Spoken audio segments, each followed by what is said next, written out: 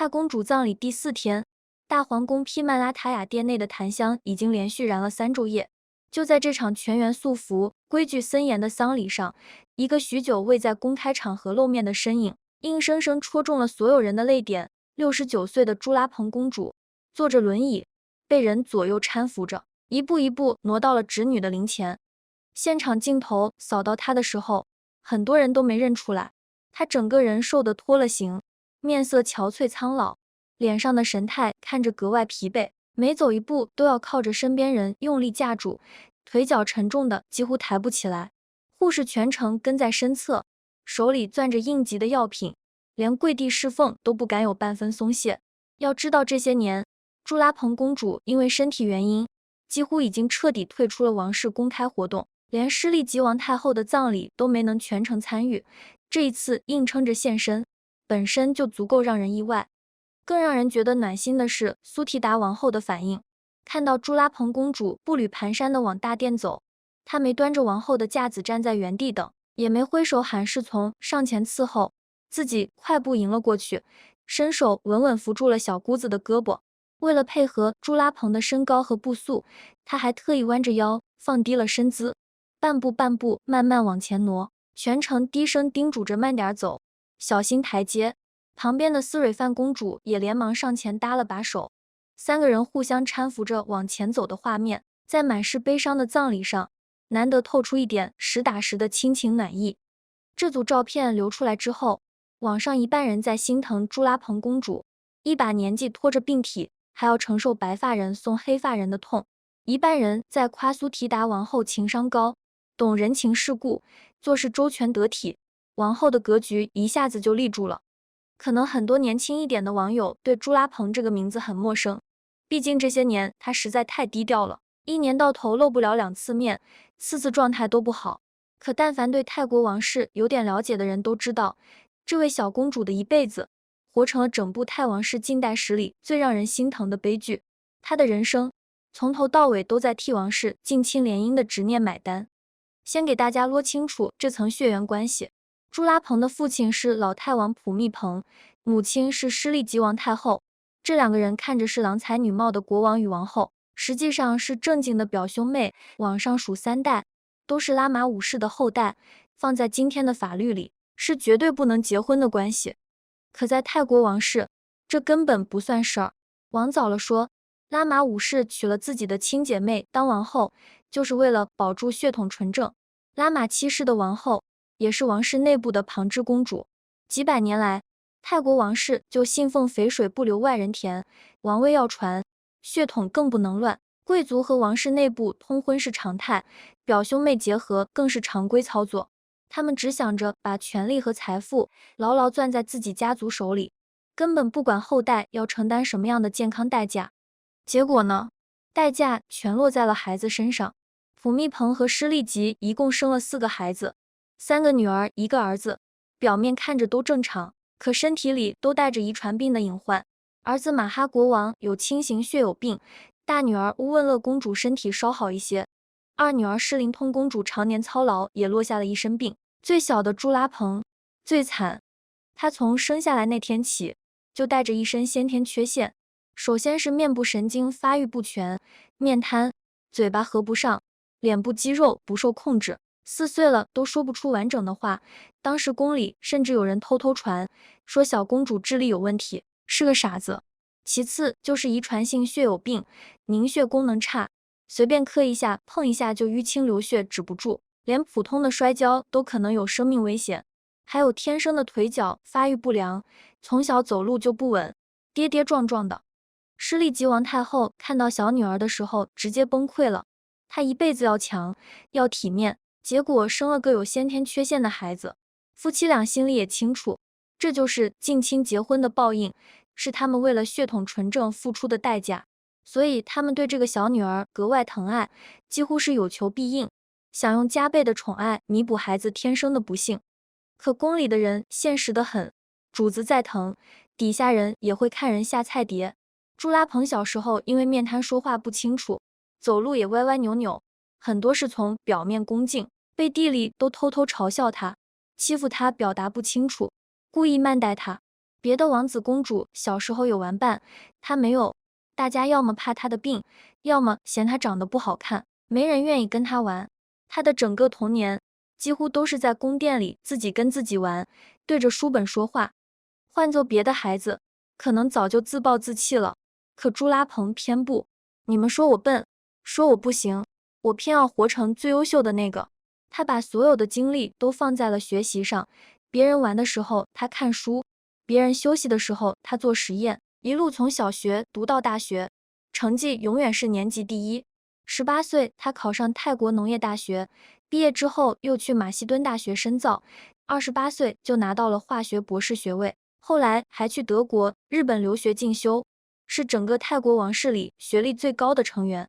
当年说他智力有问题的人，全都被狠狠打了脸。他不仅不傻，还是个实打实的学霸，化学领域的专业水平，放到整个东南亚都排得上号。很多人都说，要是朱拉蓬生在普通人家，凭他的才华，肯定能成为顶尖的科学家，安安稳稳过一辈子。可惜他生在了王室，天生的病痛和身份的枷锁，从他出生那天起就定死了他的人生。学业上的顺风顺水，让他终于有了点自信，也开始期待普通人的爱情。可偏偏他这辈子最坎坷的就是感情路。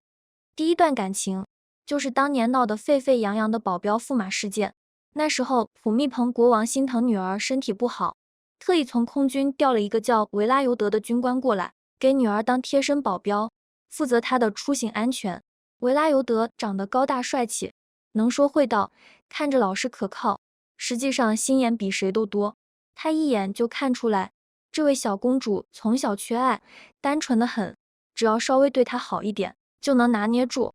于是他开始对着朱拉蓬大献殷勤，天冷了低扶，走路了扶着她，平时嘘寒问暖，甜言蜜语不要钱似的说。从小到大没怎么接触过异性的朱拉蓬，哪里经得住这种攻势，很快就陷进去了，觉得自己终于遇到了真爱，这个男人是真心对自己好，不嫌弃自己的病，也不嫌弃自己的长相。他鼓起勇气跟父亲坦白，说自己想嫁给维拉尤德。普密蓬国王当场就派人去查了，一查就查出问题了。这个维拉尤德在老家早就结婚了，老婆孩子都有，根本就是个有妇之夫。老国王当时就怒了，说这种人品行不端，绝对不能嫁，马上就要把他调出王宫。可朱拉蓬不听啊，他长这么大，第一次尝到被人疼爱的滋味，哪里肯放手。维拉尤德也在旁边演戏，哭着说自己和老家的妻子是父母包办婚姻，根本没有感情，他马上就离婚，这辈子只爱公主一个人。没几天，他真的火速和发妻离了婚，回头就来找朱拉蓬表忠心。朱拉蓬彻底被感动了，跟父亲软磨硬泡，非他不嫁。普密蓬看着小女儿满眼期待的样子，心也软了。他想着女儿这辈子已经够苦了，难得有个想要的人，就算对方出身差一点，只要真心对女儿好也行，大不了多给点钱，养着他们一辈子。最终他还是松了口，同意了这门婚事，陪嫁给了1亿泰铢，还破例允许朱拉蓬婚后保留公主头衔，不用像其他公主那样嫁人就失去身份。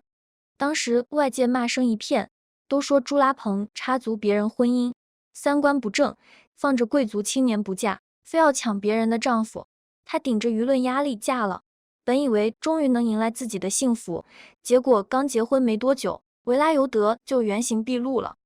他当初费尽心机娶公主，图的根本不是爱情，是驸马的身份和随之而来的权力财富。他本以为娶了公主就能平步青云，在军队里步步高升，甚至进入王室核心圈层。可普密蓬国王根本不给他实权，只给了他一个闲职，钱管够，全部给。维拉尤德一看捞不到好处，脸立马就变了。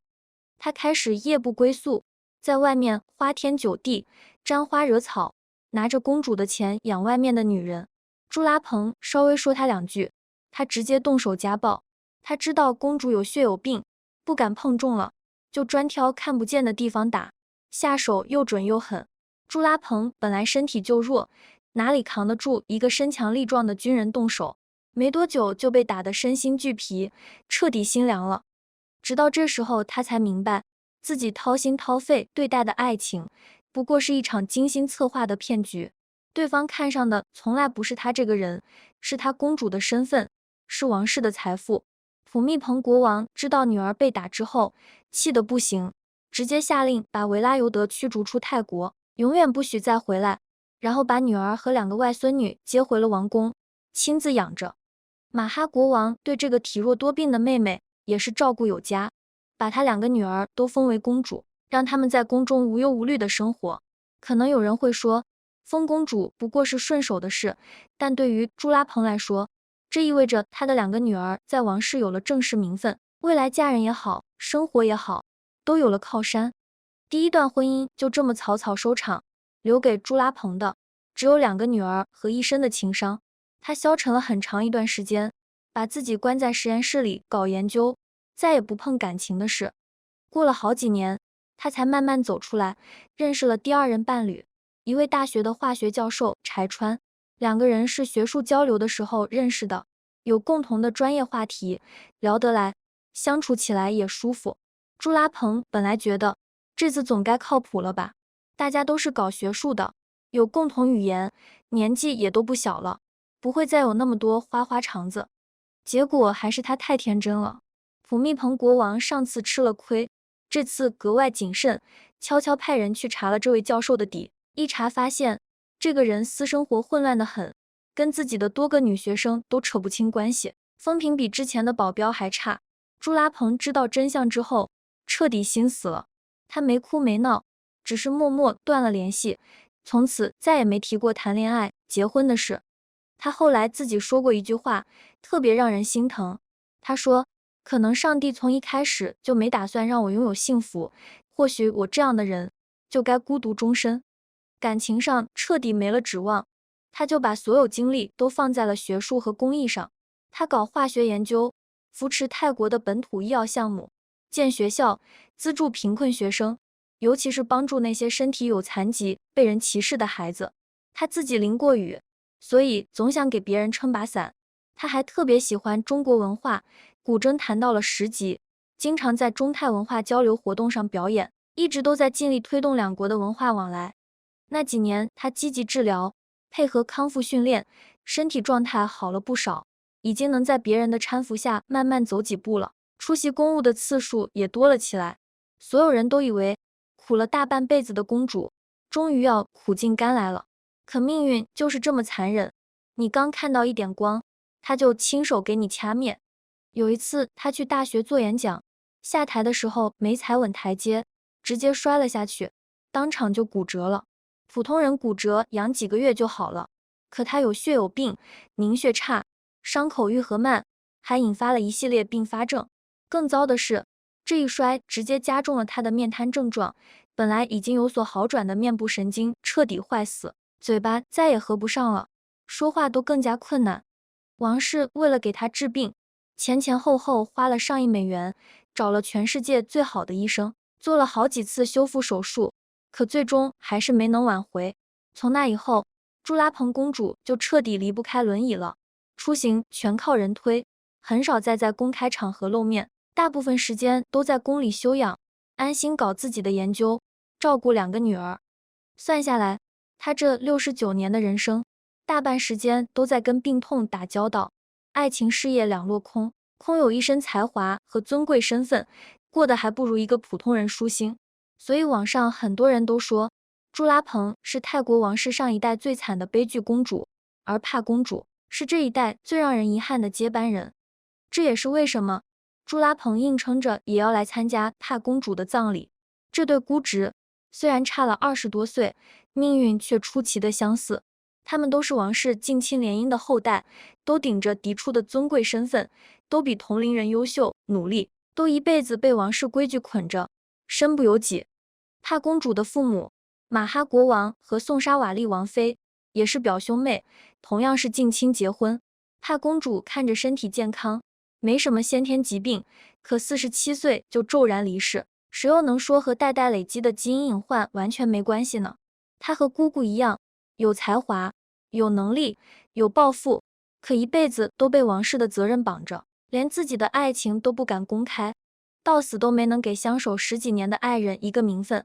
朱拉蓬懂她，懂她身为嫡长女的身不由己，懂她为了责任放弃个人幸福的隐忍，懂她活在规矩里的疲惫与无奈。她们一个是上一代被血统耽误的才女，一个是这一代被责任困住的栋梁，隔着20多年的岁月，其实是同一种命运。所以哪怕自己走路都费劲，哪怕每走一步都要承受疼痛，朱拉蓬还是来了。她坐在轮椅上，看着侄女的灵柩，心里想的可能是这个懂事的侄女一辈子太苦了，也可能是在惋惜又一个优秀的王室成员逃不开血统的诅咒。这最后一面送的是侄女，也是跟自己相似的半生遗憾。说回葬礼上苏提达王后的表现，很多人说她这是会做人，玩人情世故，可仔细想想，这就是她能坐稳王后之位的核心本事。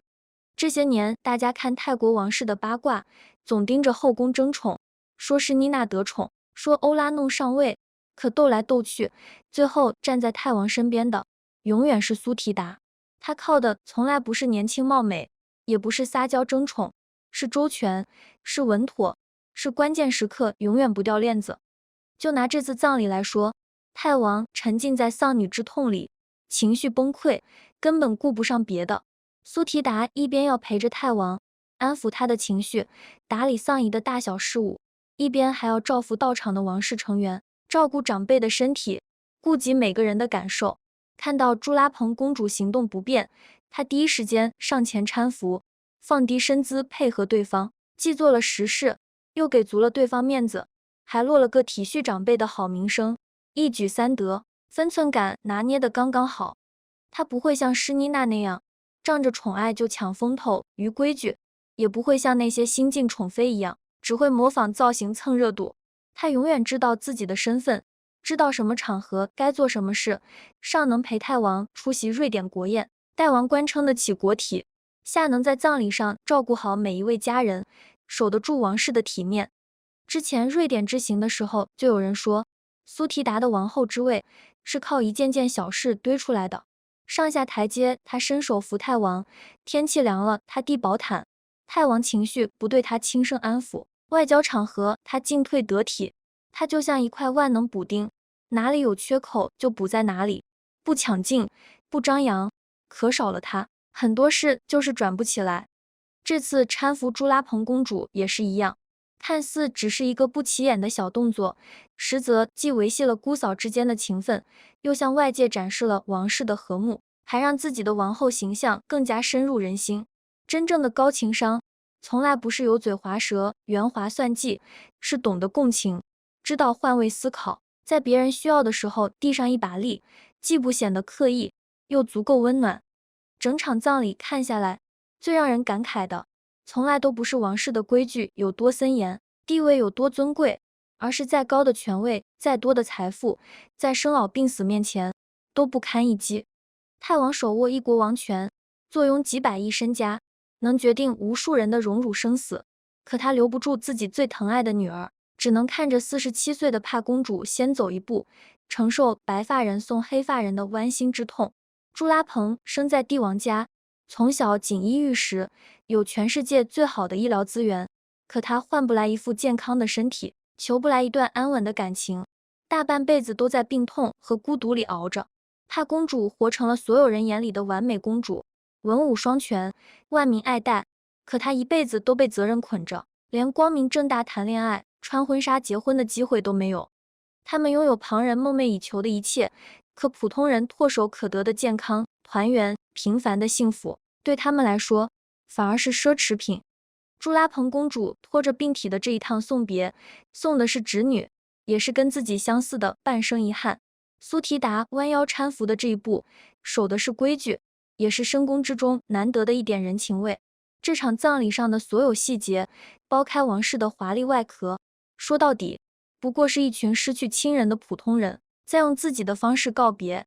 往后的大皇宫里，少了一个雷厉风行的嫡长公主，多了一份跨越2代的遗憾。泰国王室几百年来执着的血统纯正，到最后换来的是一代又一代人的健康代价，是数不清的意难平。只愿来生这些被困在宫墙里的人，都不用再做什么金枝玉叶，不用再扛什么王室责任，就做个普普通通的人，无病无灾，有爱相伴，和喜欢的人过简简单单的日子，走完平安顺遂的一辈子。